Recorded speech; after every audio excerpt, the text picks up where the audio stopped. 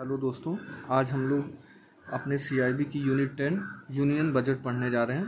तो सबसे पहले हम जानते हैं कि यूनियन बजट होता क्या है। तो यूनियन बजट जो होता है, the annual budget of the country is called union budget. किसी भी कंट्री का एक एनुअल जो बजट वो बनाती है उसे हम यूनियन बजट के नाम से जानते हैं। अब आप ऐसे समझिए कि आप अपने ऊपर लीजिए कि आपकी सैलरी आने वाली होती है, या आप अगले महीने क्या खर्चा करेंगे या कहाँ से आपको पैसा आएगा, इसका एक हिसाब किताब बनाते हैं ना, कि हम नेक्स्ट मंथ हमारी अगर सैलरी आएगी तो हम कहाँ कहाँ इन्वेस्ट करेंगे, या क्या क्या हमको कहाँ से कुछ पैसा अगर किसी को दिया है तो क्या मिलेगा। तो जो आप एक बजट बनाते हैं, अगले महीने का हमने बजट बना के रखा कि हम इतना खर्चा करेंगे, उसमें ऊपर नीचे भी होता है। तो जो हम एक एस्टिमेट बनाते हैं उसको हम किस नाम से जानते हैं? बजट के नाम से जानते हैं। तो ये हमारा जो यूनियन बजट क्या होता है? एनुअल बजट होता है किसी भी कंट्री का, जो कि वहाँ की जो गवर्नमेंट है वो हर ईयर में प्रोड्यूस करती है। किसके सामने? पार्लियामेंट के सामने, presented by finance minister in parliament के सामने। और यूनियन बजट के बारे में हमारे कॉन्स्टिट्यूशन ऑफ इंडिया के आर्टिकल नंबर 112 में बताया गया कि हमको हर ईयर एनुअल बजट को पार्लियामेंट के सामने प्रेजेंट करना है। कब प्रेजेंट किया जाता है? On the first day of February, पहले फरवरी को प्रेजेंट किया जाता है, ताकि ये जो है एप्लीकेबल हो जाए अप्रैल से, फाइनेंशियल ईयर से ये अप्लाई हो जाए। पहले क्या था? रेल बजट हमारा अलग से रिप्रेजेंट किया जाता था पार्लियामेंट के सामने, लेकिन अब रेल बजट को भी यूनियन बजट में ही शामिल कर दिया गया है। अब ये यूनियन बजट के साथ ही रेल बजट भी प्रोड्यूस किया जाता है। तो अब हम ये जानते हैं कि बजट के कंपोनेंट क्या क्या होते हैं। तो आप देखिए, एक गवर्नमेंट बजट होता है, रिवेन्यू बजट होता है और कैपिटल बजट होता है। तो इसमें रिवेन्यू बजट का पार्ट क्या क्या है? रिवेन्यू रेसिप्ट्स और रिवेन्यू एक्सपेंडिचर। आप ऐसे समझिए, रेसिप्ट्स का मतलब आपको जो भी पैसा आ रहा है आपके पास, जो भी इन पैसा आएगा वो रेसिप्ट्स का पार्ट है, और जो आप खर्चा करते हैं वो एक्सपेंडिचर है। तो रिवेन्यू रेसिप्ट्स में भी दो तरीके की होती है, एक टैक्स रिवेन्यू है, एक नॉन टैक्स रिवेन्यू। तो टैक्स रिवेन्यू जो होता है वो आपका क्या है? आप यहाँ से समझिए, टैक्स रिवेन्यू और non tax revenue. Tax revenue ऐसे इनकम है जो गवर्नमेंट कहाँ से कलेक्ट करती है? आपके ऊपर टैक्सेस लगा के। इसमें भी दो पार्ट होते हैं, एक इनडायरेक्ट टैक्स होता है, डायरेक्ट टैक्स होता है। और नॉन टैक्स रिवेन्यू, कुछ ऐसे टैक्सेस आपके ऊपर अप्लाई किए जाते हैं जो डायरेक्टली आपसे नहीं लिए जाते, दूसरे फॉर्म में कलेक्ट किए जाते हैं, वो नॉन टैक्स रिवेन्यू का पार्ट होता है। अब अभी मैं आपको रेसिप्ट्स के बारे में बताता हूँ, और उसके बाद मैं देन एक्सपेंडिचर का पार्ट हम दोबारा दूसरी तरफ से डिस्कस करेंगे। वैसे यहाँ समझ लीजिए, रेवेन्यू एक्सपेंडिचर जो होता है ये दो तरीके के होते हैं। एक प्लान रेवेन्यू एक्सपेंडिचर, जिस ऐसा एक्सपेंडिचर जो आपने प्लान करके किया है, लेकिन कुछ ऐसे एक्सपेंडिचर होते हैं जो गवर्नमेंट को पता नहीं होते, लेकिन वो खर्चे, जैसे नेचुरल कैलामिटीज़ हो गई, कुछ भी हो गया, अर्थक्वेक आ गया, तो ये सब के जो खर्चे होते हैं नॉन प्लान एक्सपेंडिचर का पार्ट होते हैं। अब plan revenue expenditure, plan revenue expenditure government की जो भी फंक्शनरीज हैं उनको चलाने के लिए गवर्नमेंट जो भी खर्चा करती है वो हमारा किस चीज़ का पार्ट हो गया? प्लान रेवेन्यू एक्सपेंडिचर का। जैसे सैलरी देती है पब्लिक से, जो भी गवर्नमेंट सर्वेंट्स हैं उनको सैलरी देना और पेंशन देना, और तमाम जो भी खर्चे होते हैं वो आपके प्लान रेवेन्यू एक्सपेंडिचर का पार्ट होते हैं।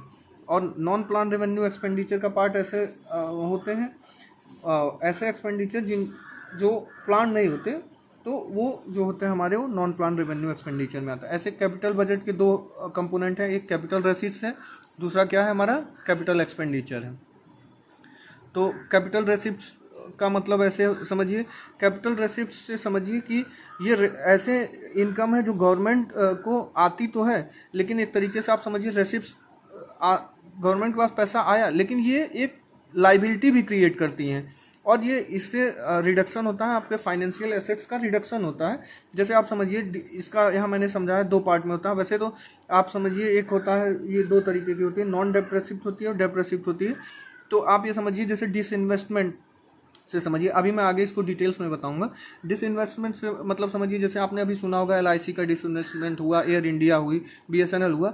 तो जैसे क्या होती है, गवर्नमेंट अपना स्टेक बेच देती है उसमें से, तो उससे क्या होता है, गवर्नमेंट को पैसा कलेक्ट होता है। तो ये किस चीज़ का पार्ट हुआ? कैपिटल रेसिप्ट्स का पार्ट होता है। फिर वो उस पैसे को कहीं और इन्वेस्ट करती है। तो ऐसे ही हमारा ये, और एक कैपिटल का माने एक कैपिटल करती है कैपिटल बनाती है, तो इसलिए कैपिटल रिसिप्ट का पार्ट हुआ। बोरोइंग, आप किसी भी वर्ल्ड बैंक से या किसी भी आरबीआई से पैसा बोरो किया, किसी से भी पैसा बोरो करती है गवर्नमेंट, तो उस समय के लिए तो उसके पास वो पैसा आ जाता है, रेसिप्ट आ जाती है, वो एक तरीके से उसके पास पैसा आ गया, उसको खर्चा करेगा, कहीं भी कैपिटल बनाने के लिए इन्वेस्ट करेगा, लेकिन वो एक तरीके से लाइबिलिटी होती है गवर्नमेंट के ऊपर। तो कैपिटल रिसिप्ट का और यहाँ आपने पढ़ा रेवेन्यू रेसिप्ट्स में और कैपिटल रेसिप्ट्स में बेसिक डिफरेंस यही होता है कि रेवेन्यू रेसिप्ट्स ऐसी रेसिप्ट्स होती है जिसका गवर्नमेंट के ऊपर कोई भी लाइबिलिटी नहीं होती। आपसे टैक्स ले लिया तो आपको वो वापस नहीं करेगी। आपसे इनकम टैक्स, आप जिनकी इनकम 5 लाख के ऊपर होती है, तो टैक्स क्यों लगाया जाता है? एक बराबरी करने के लिए कि गरीब ज़्यादा गरीब ना हो और अमीर ज़्यादा अमीर ना हो, एक बैलेंस करने के लिए टैक्स लगाया जाता है। अब मान लीजिए टैक्स आपसे कलेक्ट कर लिया गवर्नमेंट ने, तो वो आपको टैक्स लौटाती नहीं।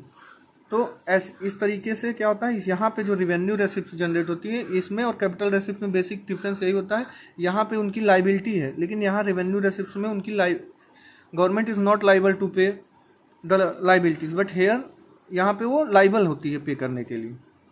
ऐसे ही कैपिटल एक्सपेंडिचर में 2 तरीके के होते हैं, प्लान कैपिटल एक्सपेंडिचर और नॉन प्लान कैपिटल एक्सपेंडिचर। आपने देखा कि जो हमारा रेवेन्यू बजट होता है वो 2 पार्ट से मिलकर बना होता है, रेवेन्यू रेसिप्ट होती है और रेवेन्यू एक्सपेंडिचर होता है। ऐसे ही कैपिटल बजट जो होता है कैपिटल रेसिप्ट और कैपिटल एक्सपेंडिचर होता है। तो अभी हम रेसिप्ट्स का पार्ट इधर देखते हैं, फिर आगे हम एक्सपेंडिचर के पार्ट को समझेंगे। तो रेवेन्यू रेसिप्ट क्या होती है, ये गवर्नमेंट के ऊपर लाइबिलिटी नहीं क्रिएट करती। It does not create liability on government, it does not lead in reduction in asset. इससे हमारे एसेट का कुछ रिडक्शन नहीं होता हमारे एसेट में, क्योंकि गवर्नमेंट यहाँ पे ऐसा नहीं है कि अपना कोई कंपनी के शेयर्स बेच रही है या कंपनी की हिस्सेदारी बेच के पैसा कमा रही, तो कंपनी की हिस्सेदारी बेचेगी तो ऑब्वियसली उससे हमारा एसेट घटेगा। तो यहाँ पे ऐसा कुछ नहीं हो रहा है, तो it does not lead in reduction in asset. It can not be redeemed, इसको आप रिडीम नहीं कर सकते कि आप रिक्लेम नहीं कर सकते कि हाँ सरकार को आपने टैक्स दिया तो आप रिक्लेम करें। अभी देखिए 2 तरीके का होता है, एक टैक्स रेवेन्यू होता है, एक नॉन टैक्स रेवेन्यू होता है। ऐसी रेसिप्ट्स या ऐसी इनकम आप समझ लीजिए, ऐसी जो गवर्नमेंट कलेक्ट करती है टैक्स के फॉर्म में, और एक कुछ नॉन टैक्स के फॉर्म में होती है। तो टैक्स में भी 2 तरीके के होते हैं। एक तो डायरेक्ट टैक्स होती है। डायरेक्ट टैक्स वो टैक्स होते हैं जो डायरेक्टली जिन पे लगाए जाते हैं, जैसे कंज्यूमर या हाउस होल्ड पे लगाए गए हैं, तो उन्हीं के ऊपर एप्लीकेबल होते हैं, वो शिफ्ट नहीं होते किसी दूसरे के ऊपर।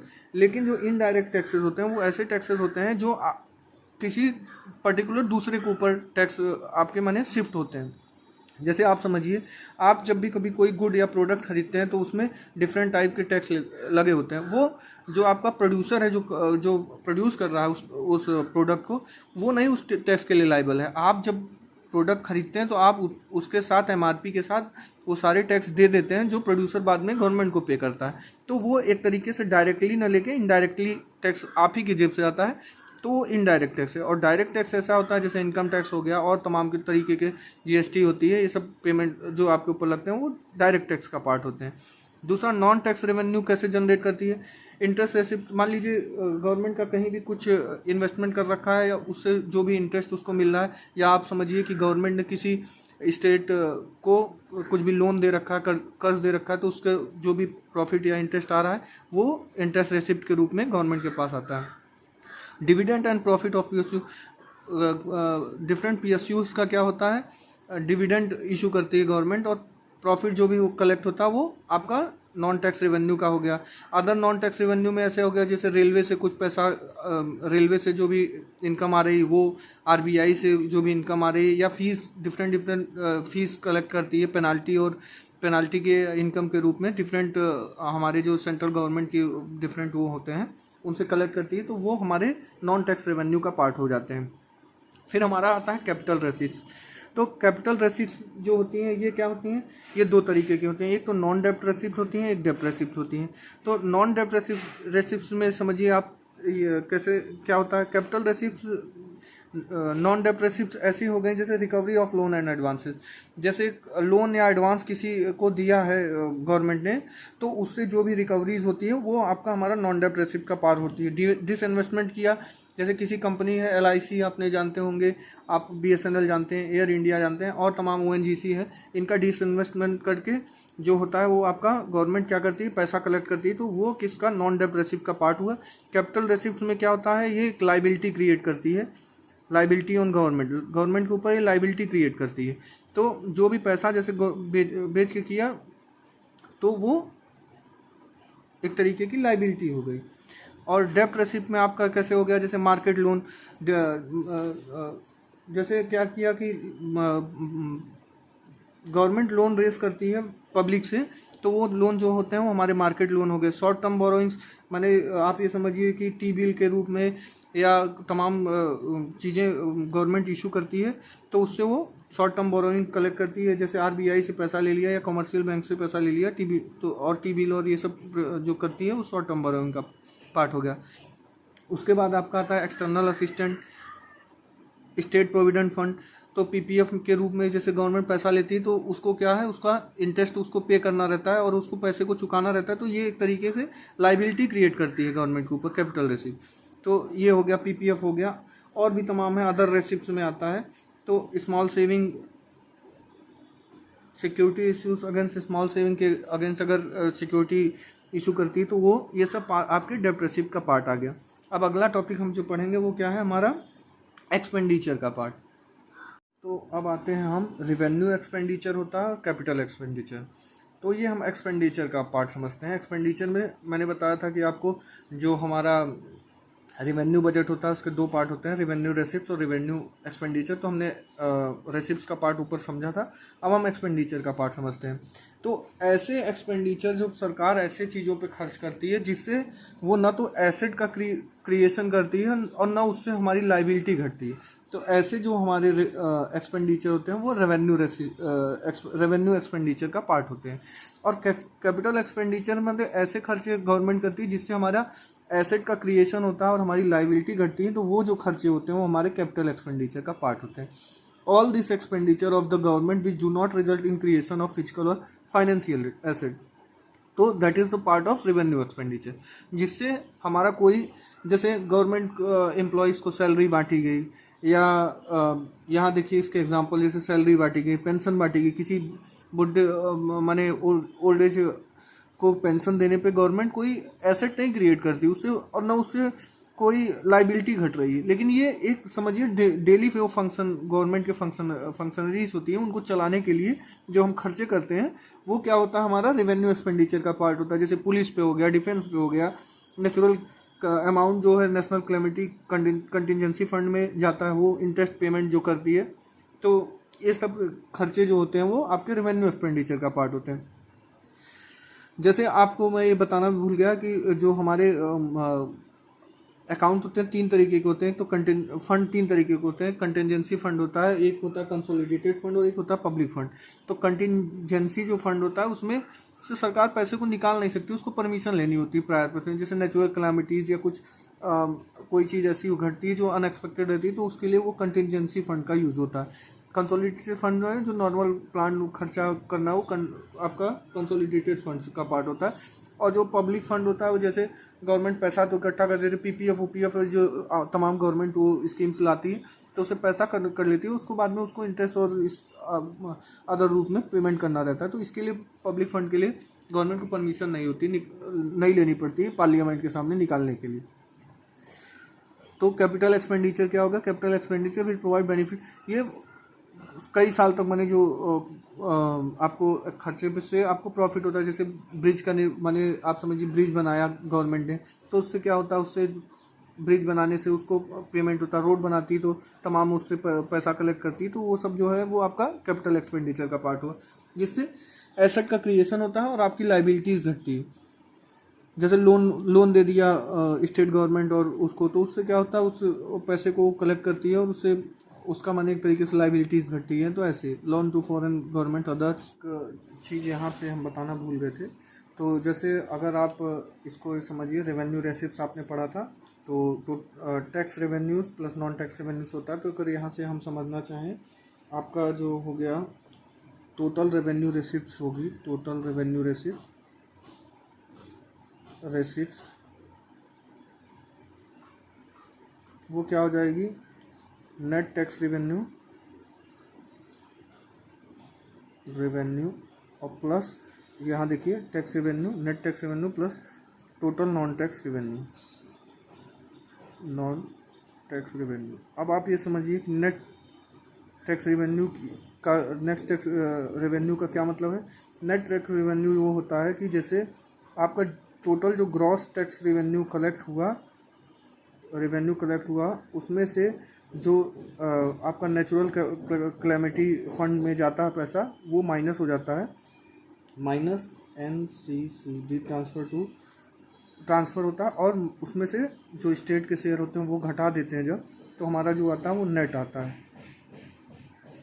मैंने पीछे भी बताया होगा नेट और ग्रॉस का कॉन्सेप्ट, आप मेरा GDP कॉन्सेप्ट का वीडियो देखेंगे, वहाँ नेट और ग्रॉस का आपको बहुत अच्छे से समझ में आ जाएगा। तो नेट जो हो गया टैक्सेस, वो क्या होगा, ग्रॉस टैक्स रेवेन्यू जो कलेक्ट हुआ उसमें से जो कैलेमिटी फंड में गया वो, और स्टेट के शेयर को घटाने से ही आता है। तो एक ये हो गया।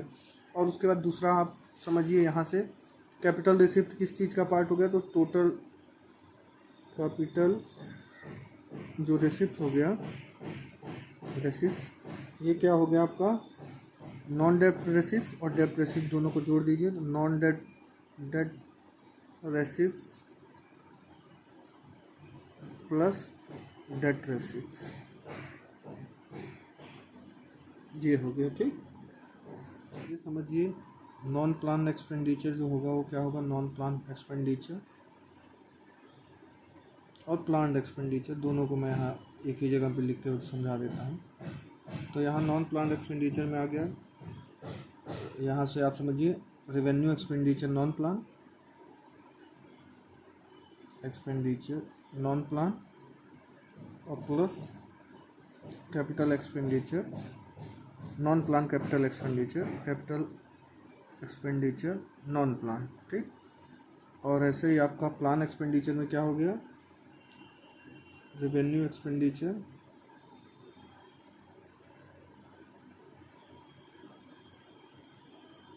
Plus capital expenditure plan capital expenditure. ठीक, अब अगर ये पूछ लिया जाए टोटल एक्सपेंडिचर कैसे निकलेगा, total expenditure is equal to total planned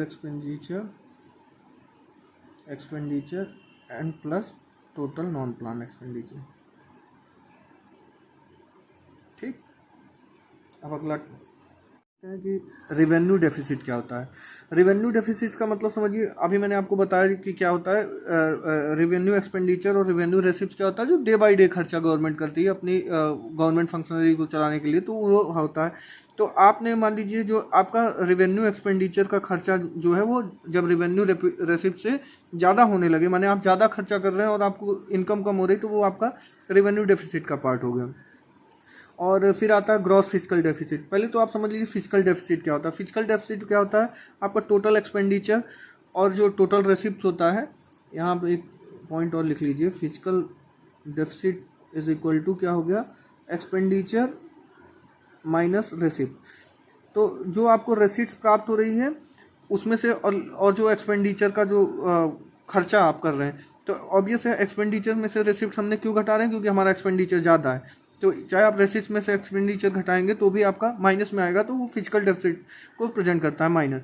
तो फिजिकल डेफिसिट क्या हो गया, आपका एक्सपेंडिचर जो आप खर्च कर रहे हैं और आपको जो रेसिप्ट प्राप्त हो रही है उसका जो डिफरेंस होता है वो फिजिकल डेफिसिट हो गया। अब ग्रॉस फिजिकल डेफिसिट क्या हो गया, access of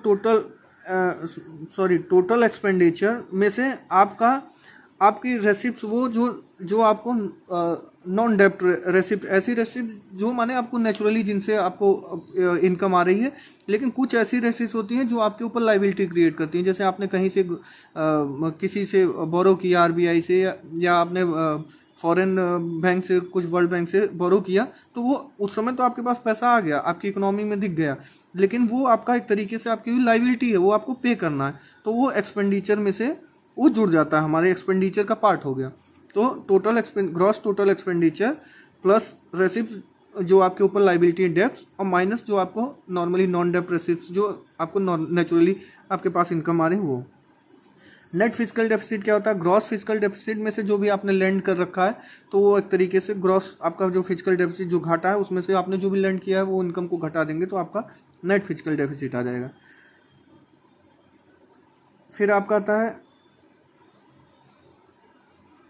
gross primary deficit होता है, जब आप इंटरेस्ट, प्राइमरी डेफिसिट का मतलब आप ये समझिए कि 100 रुपये आपने आपका खर्चा हो गया और आपको 90 रुपये माने आपने रेसिट से प्राप्त किए और 100 रुपये आपका खर्चा हो गया। तो आप अपने खर्चे को बराबर करने के लिए क्या करेंगे, कहीं से कोई पैसा बोरो कर लेंगे। 10 रुपया मान लीजिए आपने वर्ल्ड बैंक से लिया, अब ये 10 रुपया जो आपने वर्ल्ड बैंक से लिया इस पे आप इंटरेस्ट पे करेंगे, 4 या 5 साल में चुकाना है। तो मान लीजिए आप 1-1 रुपये करके या 2-2 या 4-4 जो भी इंटरेस्ट पे करते हैं, तो उसमें से जो आपका ग्रॉस प्राइमरी डेफिसिट होता है वो टोटल फिजिकल डेफिसिट में से जो आप इंटरेस्ट पे करते हैं वो घटाएंगे तो आपका ग्रॉस प्राइमरी डेफिसिट आएगा।